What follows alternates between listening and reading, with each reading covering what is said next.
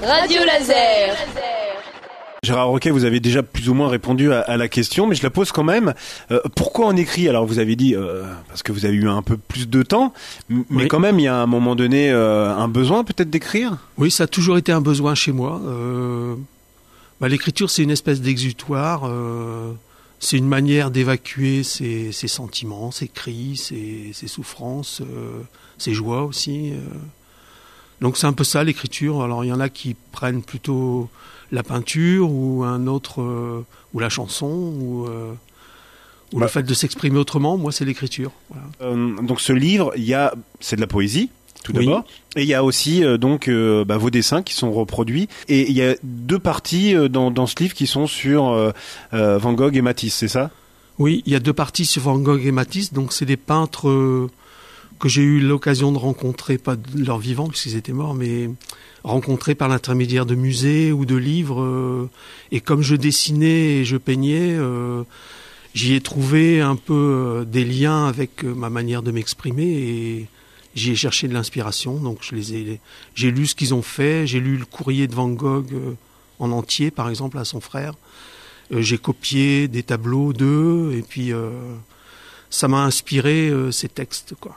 Mais en fait, ma manière d'écrire principale m'est venue de la lecture d'un auteur allemand qui s'appelle V.G. Sebald, qui a une façon d'écrire un peu lyrique, mais très profonde. Et qui vous a marqué ? Ouais, qui m'a marqué beaucoup, et j'ai dit c'est comme ça que je veux écrire. Et donc je me suis inspiré beaucoup de cet auteur dans ma manière d'écrire. J'ai trouvé, je crois qu'on est tous comme ça, on trouve à un moment donné, il y a un déclic qui fait que c'est comme ça que j'ai envie de faire, et on y travaille. Bon, après, le résultat est bien sûr différent, mais c'est un point de départ pour réaliser son mode d'expression. Et un aspect important pour moi, c'est la musique.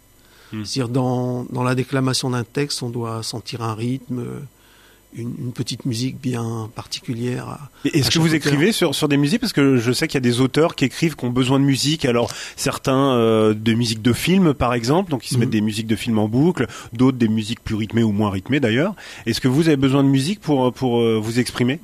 Quelquefois, oui, pas toujours. Donc il y a un texte dedans qui a été écrit en écoutant une musique de Ravel. Mais sinon, oui, c'est vrai que j'écoute beaucoup de musique pour écrire ou pour dessiner, mais c'est pas forcément un besoin c'est pas nécessaire, indispensable. Donc là, vous pensez déjà un second ? J'en ai deux en cours d'écriture. Un recueil de nouvelles que je vais essayer d'éditer avant la fin de l'année, puisqu'il est quasiment écrit. On vous arrête plus là, Gérard Roquet.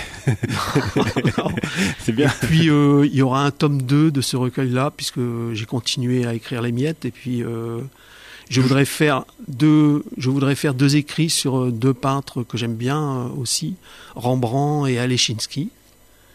Donc ça sera un peu la même maquette que celui-là, quoi. Il y aura plusieurs parties avec deux parties sur les peintres.